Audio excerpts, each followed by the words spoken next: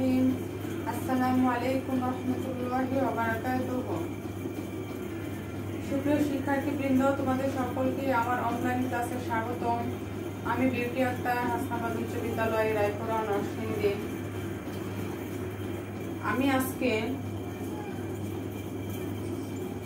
আলোচনা করব শ্রেণী নবম, বিষয় ইসলাম ও নৈতিক শিক্ষা, চতুর্থ অধ্যায় পাঠ 1 সম্পর্কে। চতুর্থ অধ্যায়ের পাঠ 1-এ আমাদের আলোচনার বিষয় হচ্ছে আখলাকে হামিদা। শিক্ষার্থীবৃন্দ, আমরা আজকে আখলাকে হামিদা সম্পর্কে আলোচনা করব। পুরোটা ক্লাস তোমরা মনোযোগ সহকারে দেখবে এবং এখান থেকে শিক্ষা লাভ করবে। পরীক্ষায় আসলেও তোমরা যে কোনো ধরনের প্রশ্ন খুব সুন্দরভাবে লিখতে পারবে এবং নিজেদের জীবনে আখলাকে হামিদার প্রয়োগ করতে পারবে। আখলাকে হামিদা সম্পর্কে আজকে আলোচনা করলে তোমাদের পাঠ্য বইয়ের আলোকে আমরা যে বিষয়গুলো আজকে আলোচনা করব, শিক্ষার্থীবৃন্দ চলো আমরা একটু জেনে নিই। আমরা আজকে আলোচনা করব আখলাকে হামিদার পরিচয়, আখলাকে হামিদার গুরুত্ব। আখলাকে হামিদার পরিচয় এবং আখলাকে হামিদার গুরুত্ব সম্পর্কে আজকে আলোচনা করব। আখলাকে হামিদা সম্পর্কে আলোচনা করতে গেলে শিক্ষার্থীবৃন্দ, আমরা যদি ভেঙে ভেঙে আলোচনা করি, আখলাক শব্দের অর্থ কি? তোমাদের নৈতিক প্রশ্ন অথবা জ্ঞানমূলক প্রশ্ন কিন্তু থাকতে পারে যে আখলাকে হামিদা অর্থ কি, অথবা আখলাকে হামিদা কাকে বলে, আখলাকে হামিদার সংজ্ঞা দাও, আখলাকে হামিদা কি। আখলাক শব্দের অর্থ হচ্ছে স্বভাব, চরিত্র। হামিদা শব্দের অর্থ হচ্ছে প্রশংসনীয়।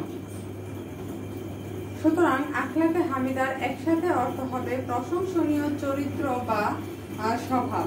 ইসলামী শরীয়তের পরিভাষায় যে সকল স্বভাব চরিত্র প্রশংসনীয় ও আল্লাহ তাআলা ও তার রাসূল সাল্লাল্লাহু আলাইহি ওয়াসাল্লামের নিকট প্রশংসনীয়, সেই সকল স্বভাব চরিত্রকে আখলাকে হামিদা বলা হয়।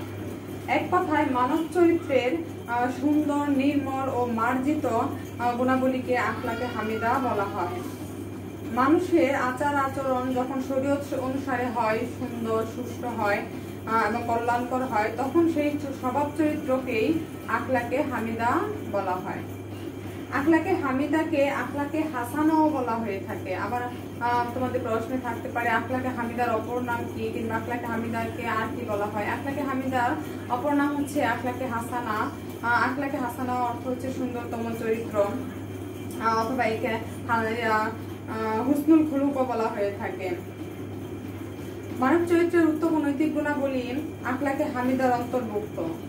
মানব জীবনে যে আখলাকে হামিদা আছে তার মধ্যে থেকে যেমন সততা, সত্যবাদিতা, ওয়াদা পালন, মানব সেবা, দয়া, ক্ষমা, পরিষ্কার পরিচ্ছন্নতা, ধৈর্য, ভ্রাতৃত্ববোধ, স্বদেশ প্রেম, এই সকল কিছুই হচ্ছে আখলাকে হামিদা। অর্থাৎ যে সকল স্বভাব চরিত্রগুলো আমাদের সমাজে প্রশংসনীয়, মহান আল্লাহ এবং তার রাসূলের নিকট প্রশংসনীয়, সেই সকল স্বভাব চরিত্রই আখলাকে হামিদা অন্তর্ভুক্ত।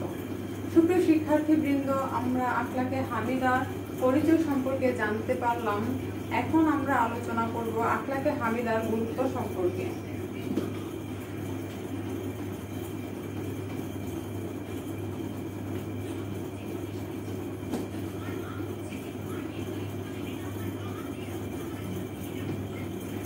অতীত, বর্তমান, ভবিষ্যৎ সব সময় আমাদের জীবনে আখলাকে হামিদার গুরুত্ব অপরিসীম।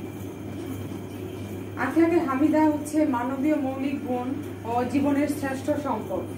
এর দ্বারাই মানুষ মনুষ্যত্বের সর্বশ্রেষ্ঠ স্তরে বা ধারে উপনীত হয়। মানবিকতা ও নৈতিকতা যদি না থাকে একজন মানুষের মাঝে, সে কিন্তু পশুর সমান। কারণ পশুর যেমন বিবেক নেই, আখলাকে হামিদা যদি না থাকে, তার নিকট যদি মানবীয় গুণগুলো না থাকে, তারও কিন্তু কোনো বিবেক নেই। তাহলে তাকে সে পশুর সমানে গণ্য করা হয়ে থাকে। যেমন একটা প্রবাদ বাক্য আছে, বাপ সম্প্রসারণে, জ্ঞানহীন মানুষ পশুর সমান।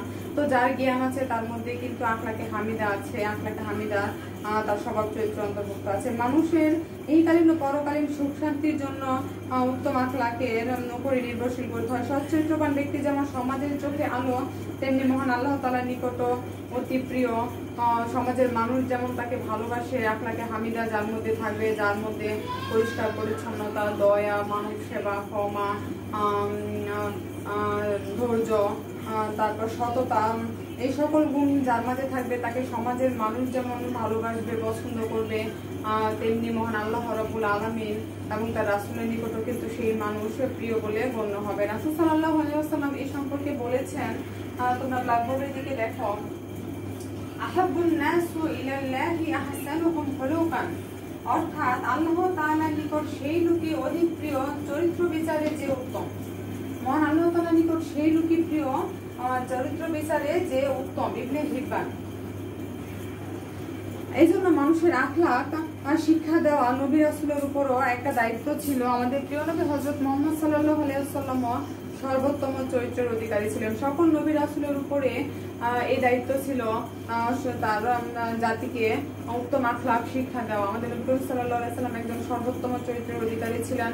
তিনি এমন একজন মানুষ ছিলেন যে যিনি জীবনে কোনোদিন মিথ্যে কথা বলেননি। আমরা যখন কৌতুক করি তখন কিন্তু আমরা অনেক মিথ্যা বলে থাকি মানুষকে হাসানোর জন্য, কিন্তু এগুলা কিন্তু জায়েজ নয়। নবী করিম সাল্লাল্লাহু আলাইহি ওয়াসাল্লাম যখন কৌতুক করতেন তখনও কিন্তু উনি সত্য কথা বলে উনি কৌতুক করতেন এবং লোকদেরকে হাসাতেন। তো আমাদের নবী করিম সাল্লাল্লাহু আলাইহি ওয়াসাল্লামের মাঝে আমরা দেখতে পাচ্ছি কত সুন্দর ওনার চরিত্র ছিল।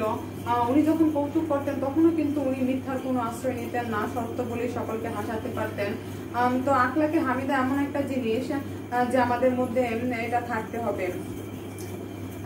সব ধরনের সৎগুণ এবং চরিত্র পাওয়া যায় আমাদের নবী করিম সাল্লাল্লাহু আলাইহি ওয়াসাল্লামের মধ্যে। সেই প্রসঙ্গে মহান আল্লাহ তাআলা বলেন, অর্থাৎ নিশ্চয়ই আপনি মহান চরিত্রের ধারক। সূরা আল কালাম আয়াত 4।